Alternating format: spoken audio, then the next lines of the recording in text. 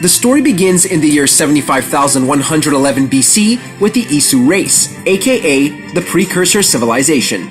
This advanced civilization created the human race as slaves and crafted an array of powerful artifacts designed to keep humankind subservient. Problems arose when two human Isu hybrids, Adam and Eve, led a rebellion and stole one of these artifacts, dubbed the Apple of Eden, launching a full-on war between humans and Isu. Adam, I have it! Eve! Look out! During this time, three Isu scientists, Jupiter, Juno, and Minerva, worked together to preserve their civilization by building enormous vaults under the threat of the Great Catastrophe. This catastrophe arrived in the form of a devastating solar flare which nearly wiped out both species and destroyed the planet. To prevent the inevitable second disaster, which would devastate the world yet again in the year 2012 AD, Minerva built the Eye, a device that could rewrite the calculations of existence itself. However, Minerva learned that Juno planned to use the device to rule over the survivors of the Great Catastrophe and destroyed her creation rather than let it fall into the wrong hands. Unbeknownst to Minerva, Juno managed to repair the device while she was imprisoned in the central vault. She survived, she endured, and then she began to work. Tens of thousands of years go by until the Peloponnesian War breaks out between Athens and Sparta in the 5th century BC. The assassins may not even exist yet, but the pieces of Eden are already being used by mankind, like the spear of the Spartan Leonidas.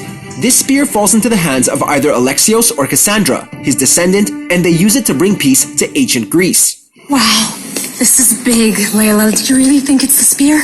Moving swiftly on through another 4 centuries, in ancient Egypt, the Medjay of Siwa, Bayek, is grieving the loss of his son, who he mistakenly killed in a frenzy brought on by malevolent masked men called the Order of Ancients. Living in Mesopotamia under the tyrannical rule of Ptolemy XIII, Bayek and his wife Aya seek vengeance for what happened to their son.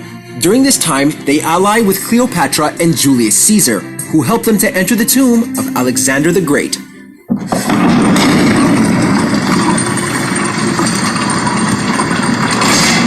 The leader of the Order of the Ancients and the man responsible for Bayek's son's death, Flavius Metellus, takes Alexander's staff, which turns out to be a piece of Eden, and combines it with an Apple of Eden to open a vault in Siwa and reveal a map to the rest of the pieces. Bayek is able to defeat Flavius and avenge his son's death. He, Aya, and their allies become the Hidden Ones, pledging themselves to oppose tyranny and protect free will. They become the Brotherhood of Assassins, while the Order of Ancients eventually becomes the Templar Order. Who are the ones that walk in the shadows for the people? We are. Over 1,000 years later, the Assassins are a powerful group in Syria, based in a fortress called Masyaf. In 1191 AD, during the Third Crusade, the leader of the Assassins, Al-Mualim, betrays the Brotherhood and his prodigy, Altair, by siding with the Knights Templar in order to recover an Apple of Eden. Once Altair realizes he's been manipulated by his mentor all along, he battles and kills Al-Mualim, becoming the new leader of the Assassins. In the process, he accidentally activates the Apple, which shows him a map of the world with the locations of all of the other precursor vaults and artifacts.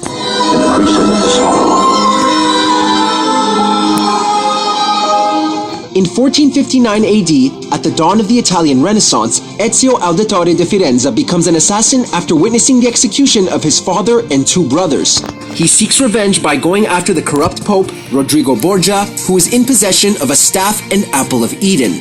After unlocking a precursor vault beneath the Vatican, Ezio speaks to the Iso Minerva, who warns him and his future descendant Desmond about a looming second great catastrophe. The rest is up to you, Desmond. What? Who is Desmond? I don't understand. Please, wait. I have so many questions. Once Ezio escapes, he remains in Rome to rebuild the Assassins and eliminate the Borgias, succeeding and then hiding the Apple underneath the Colosseum. By 1511, Ezio is much older and travels to Constantinople in the Ottoman Empire, seeking an ancient assassin library. Once he finally gains access, he finds Altair's 400-year-old corpse as well as the first Apple of Eden. Requiescat in pace, Altair. During the golden age of piracy in the 18th century, privateer Edward Kenway joins the ranks of the assassins after mistakenly granting Bartholomew Roberts access to a precursor vault known as the Observatory. Turns out Roberts is a sage, reincarnations of the Isu scientist known as Ada, the husband of Juno. I had hoped to find her, to see her again, to open the door of the temple and hear her speak my name once more. Ada uses these sages as vessels in order to be reunited with his beloved and to find a vessel for her so she can return and control mankind. After defeating Ada in the form of Roberts, Edward vows to continue the assassin legacy, but his son Haytham has other ideas. Father, help me! This little rascal, however, is a Kenway. Decades later, Haytham has joined the Templars after his father's death and has a half-Native American son who is nicknamed Connor. Connor, by a twist of fate, becomes an assassin in colonial America under the tutelage of Achilles Davenport. Both Connor and Haytham play an important role in the Revolutionary War, but Connor never betrays the Brotherhood and assassinated his father in 1781, burying the key to a precursor temple. This is my compromise. Templar Shay Cormac travels to Versailles in 1776 on a mission to eliminate the assassin, Charles Dorian. This tragedy leads Charles' son Arno to become an assassin himself. Things get complicated when Arno pursues a relationship with his childhood sweetheart and adoptive sister Elise, the daughter of a Templar Grand Master. Arno is framed for the murder of Elise's father by yet another sage of Ada, who is also leading the French Revolution as François Thomas Germain. Monsieur de la Serre! Monsieur de la Serre! See there! Come away! Guards! Help! Murder! Arno and Elise confront Germain in a temple and find him in possession of a Sword of Eden. With Arno pinned under a pillar, Elise pursues Germain alone.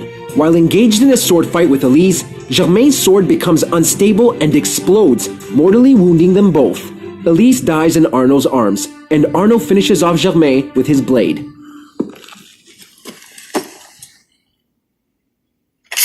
60 years on, in 1868, the twin assassins Evie and Jacob Fry travel to London to loosen the hold the Templar leader Crawford Starrick has on the city, and, subsequently, the entire British Empire. His true intent? Recovering the Shroud of Eden, which has miraculous healing capabilities that made him very difficult to kill once he found and donned it. The Frys do manage to get the Shroud off and kill Starrick, putting an end to his plans and relinquishing the Templars' hold on London.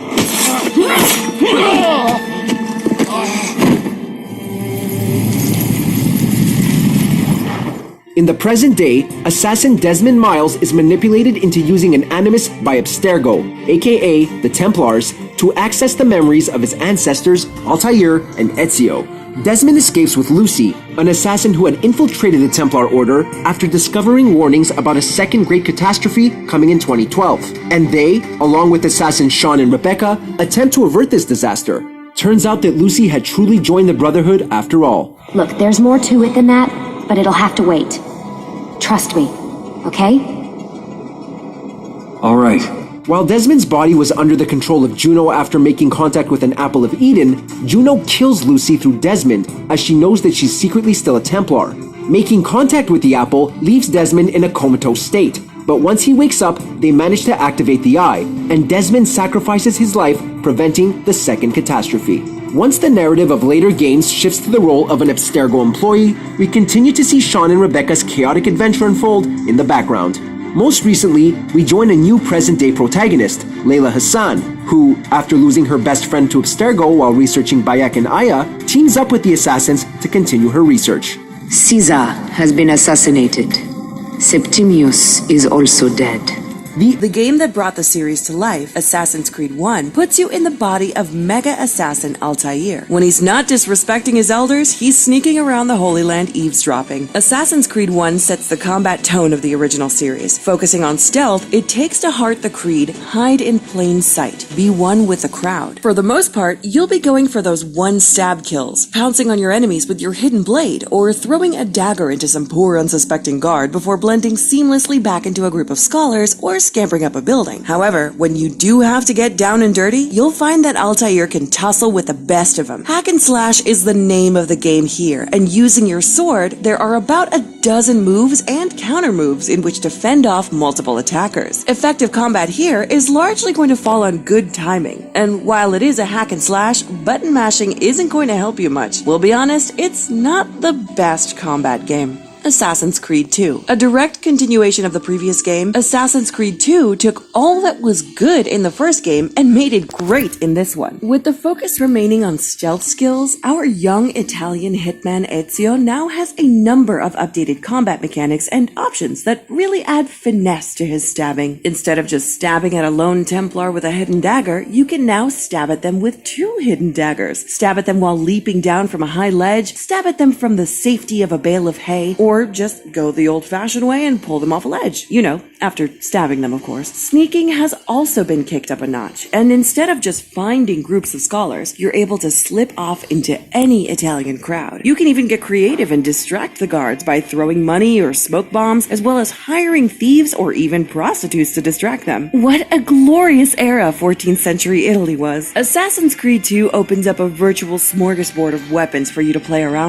with the added option of disarming an opponent and taking away the weapon that he was holding. Options range from hammers to spears to maces. There's even a particularly giant axe that you can borrow from the heavy guards for extra fun. But probably the best new weapon is the poison blade, which causes your victim to stumble around, causing a distraction, and the hidden pistol that will blow your enemies away. Literally. Assassin's Creed Brotherhood. At this point, Assassin's Creed can do no wrong. Not only do we end up getting sentimentally attached to our boy Ezio, but the gameplay in Brotherhood is just so much fun. Brotherhood's additions to the combat system helped smooth out Assassin's Creed's admittedly clunky battle mechanics. Everything has been sped up, and while the swordplay is better, it becomes slightly too easy to string together one-slash kills. The new kill streak feature allows Ezio to continuously move from enemy to enemy and perform multiple takedowns and executions using melee weapons. You can even perform dual executions as well. Sick. Keeping the theme of Brotherhood in mind, you can now recruit some assassins to your side by earning the loyalty of the common folk. Once they're loyal to you, you can send them out on missions and even call for their assistance in battle. Eventually, they become fully fledged assassins. Calling your fellow assassins into battle brings about either a rain of arrows, them leaping out of a haystack, or charging in on horseback to help you fight. There really is nothing more satisfying than recruiting assassins and running Rome like a 15th century mob boss while they do all your dirty work. I'd be remiss if we didn't talk about one of the best new weapons in Brotherhood, the crossbow, which was basically a gun. More satisfactory than throwing knives, the crossbow lets you take down unsuspecting targets from afar. Assassin's Creed Revelations. Revelations isn't a bad game per se, but it's also not a new game, and releasing Assassin's Creed year after year like FIFA led to some cloak and dagger fatigue. Set only a few years after Brotherhood, in Revelations, Ezio is older and apparently less concerned with stealth. The core gameplay mechanics remain about the same, with the biggest gameplay addition being the hook blade. A modification of the hidden blade, the hook blade consisted both of a curved hook and a regular blade, allowing you to zip line over the city as well as pickpocket someone mid-combat using the old hook and run technique. Surprisingly enough, Revelation has given Ezio bombs. Not the traditional weapon for an assassin, these are some down and dirty DIY explosives that you'll be crafting. Fill them up with anything you want. Gunpowder, smoke, poison gas, and if you want to make it rain, you can even fill it up with gold. Minstrels love gold. Assassin's Creed 3. The wild American frontier trades buildings for trees, counters for quick time events, and gameplay for bugs. Battles are quicker this time. They're more fluid, as Connor can now auto-lock, so slashing and somersaulting his way around the battlefield is easy. Unfortunately, nobody told this to the camera crew, as we're met with some janky camera angles. On the plus side, there's a new mechanic where you can now fling an enemy body across you as a human shield. Assassin's Creed 3 adds a new element, hunting. There's no real need to go hunting for the story's sake, but jumping from a tree branch and killing a bunny from above is pretty pretty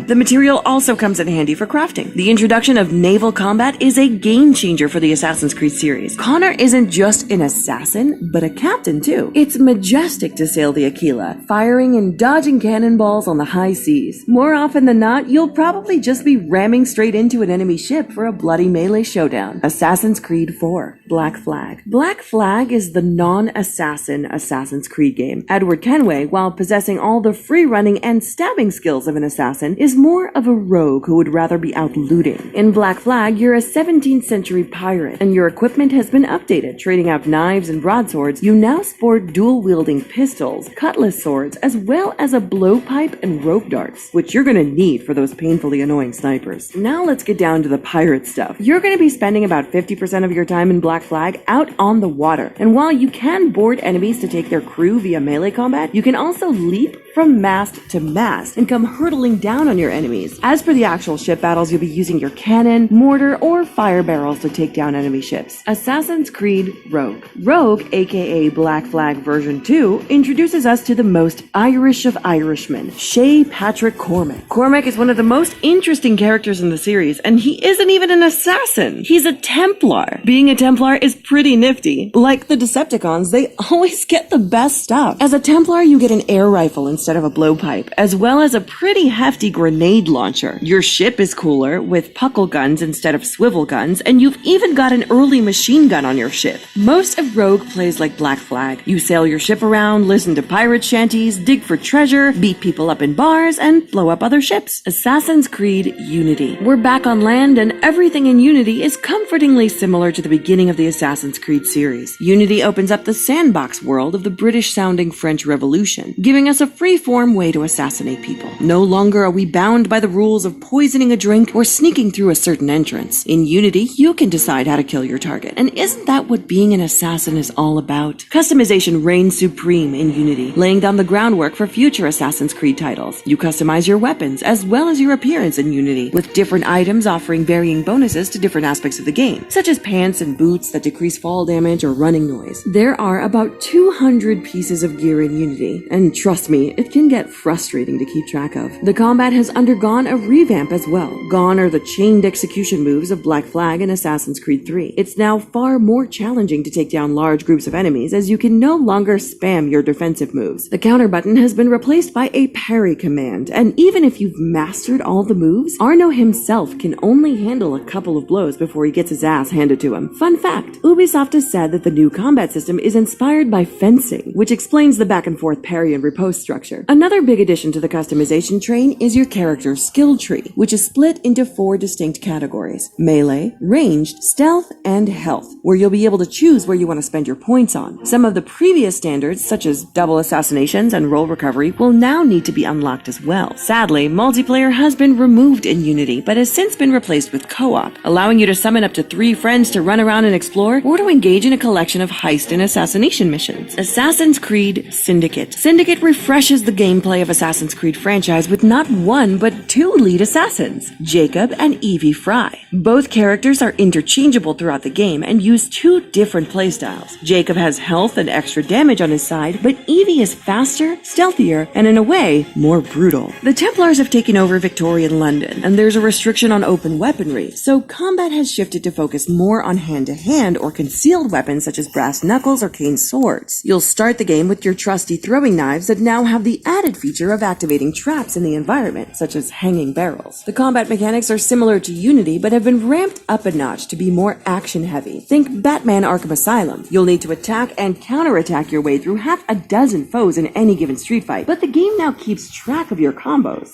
You can upgrade your skills so that a higher combo means a faster dispatch, or weaken multiple enemies at once for brutal multiple takedowns. In Syndicate, you don't have a brotherhood per se, but you do have your own street urchin gang called the Rooks. Like your previous assassins, they can be upgraded, called into combat, and sent out on missions. Assassin's Creed Origins. Origins doesn't even try to hide the fact that it's not a stealth game anymore. It's combat heavy with outcroppings of stealth, crafting, and gear management, but not as much of a focus as with the previous games. Experienced gamers will recognize the new hitbox-based combat melee system of Origins from the Dark Souls series, but easier. This time when you fight, you'll be focusing more on blocking, dodging, and parrying. Origins expands your options by giving you a variety of moves moves to play with. In addition to a revised combat system, there's a new Mortal Kombat-esque adrenaline gauge that builds up during combat, giving you the ability to finish him or enter frenzy mode, during which Bayek is temporarily faster, stronger, and more resistant to damage. Assassinations have been tweaked slightly, and instead of being able to assassinate anyone with a pulse, your kills are limited to your stats. Your ability to kill is dictated by your level relative to the targets, and how many times you've upgraded your assassin's blade, which just isn't fun at all. The skill trees have gone through an upgrade, with 3 trees to choose from: Master Warrior, which focuses on melee combat; Master Hunter, which focuses on range combat and stealth; and Master Seer, which focuses on tools and manipulating the environment. Assassin's Creed Odyssey. It's time to party like a Spartan, because Odyssey is set in ancient Greece, and it has the most aggressive combat system to date. Gone are the regular scheduled assassin counterkills from the first few games, and say goodbye to blocking altogether, because your shield is gone and has been replaced with the Spear of Leonidas. So expect to flex your pecs to dodge and parry attacks instead. Ancient Spartans were pretty weighed down by their helmets, shields, and weapons that movement wasn't always easy, but thankfully Ubisoft didn't bring that historically accurate detail into the game. If you've watched 300, or if you've taken a look at any ancient Greek pottery, you'll recognize that the spear is the Spartan weapon of choice. In ancient times, Spartan spears were known as dories, and they were by far the most favored weapon. In Odyssey, you'll find that your spear gives you access to long-range attacks, stealth moves, and some kick-ass supernatural abilities. The Spartan Kick, which sends enemies flying, unfortunately not into a giant hole of death, is a force push to clear enemies, and it can even regenerate your health. These abilities can be used in the middle or end of an attack chain, allowing you to keep your enemies off balance. Your adrenaline meter from the previous game will now charge your spear instead. Ubisoft is touting Odyssey as a full RPG game, so expect a ton of personalization options and upwards of 30 abilities to pick from. Once again, I'm Jet Set Versus.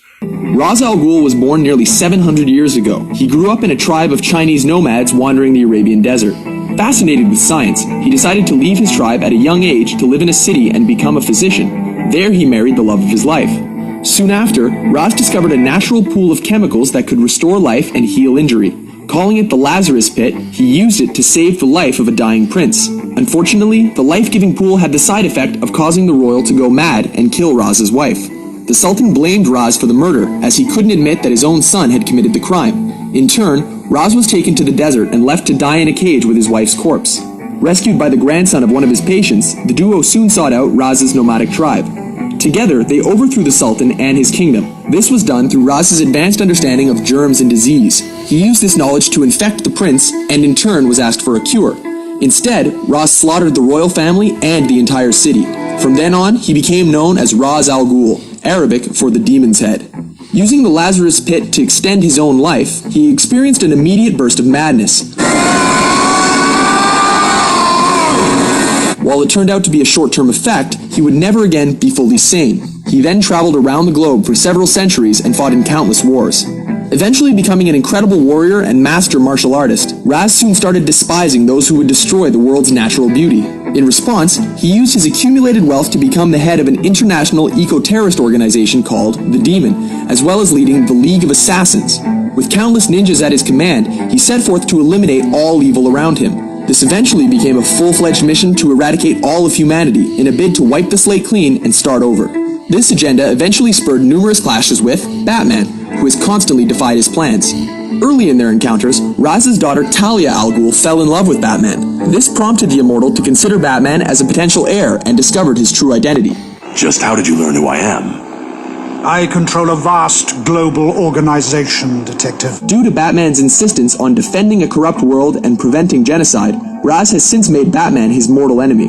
One of the Caped Crusader's many iconic foes, Ra's al Ghul has appeared in various media over the years.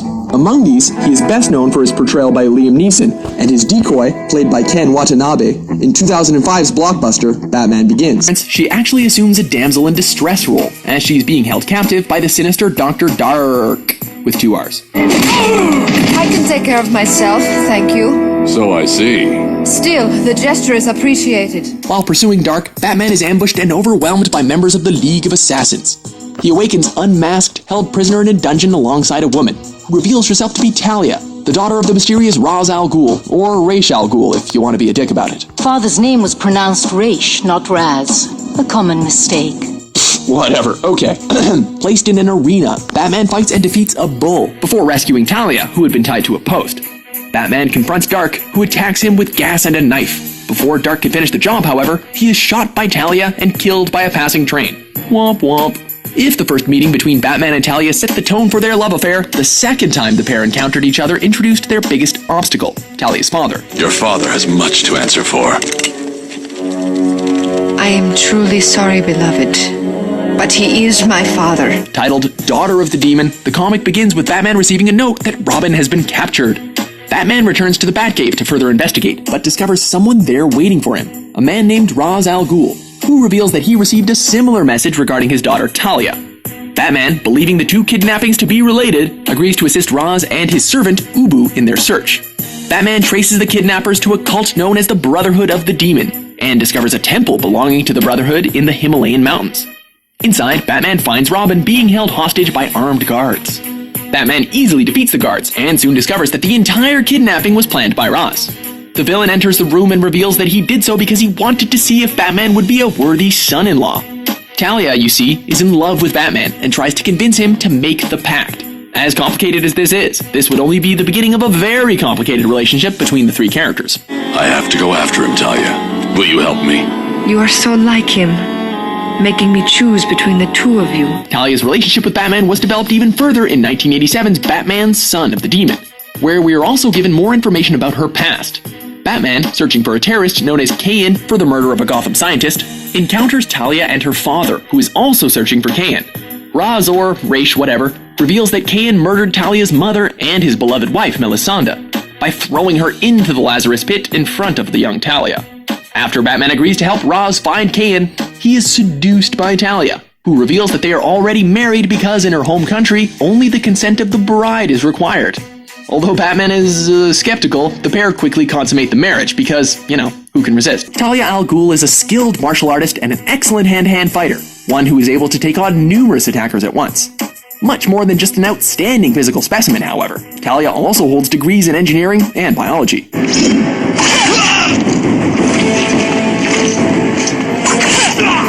Aside from the comics, Talia al Ghul has appeared in various media. She was voiced by Helen Slater and Olivia Hussey in the 1990s television show Batman the Animated Series, where she appeared as both an ally and enemy to Batman. She also, spoiler alert, plays a major role in The Dark Knight Rises, the third film in Christopher Nolan's Dark Knight trilogy. Again, spoiler alert, but Marion Cotillard plays Talia, who stays true to the comics as both a love interest and enemy of Batman. The knife that waits years without forgetting. One is the League of Assassins. The League was founded by Ra's al Ghul and has been the training ground for some of the deadliest killers the world has ever seen. The League of Assassins is the gold standard by which teams of highly trained killers are measured. Devotion to the cause runs so deep that members are willing to die for their leader. And on the battlefield, each and every soldier is a lethal expert in martial arts, archery, and swordsmanship. I mean, come on, assassin is in the name. Meanwhile, Ra's al Ghul's cohort has concocted some truly diabolical plans. In 2000's JLA Tower of Babel, the assassins distract Batman by digging up his dead parents, and they hack into the Batcomputer to uncover the Justice League's weaknesses. They use that intel to take down the entire super team simultaneously and unleash chaos worldwide.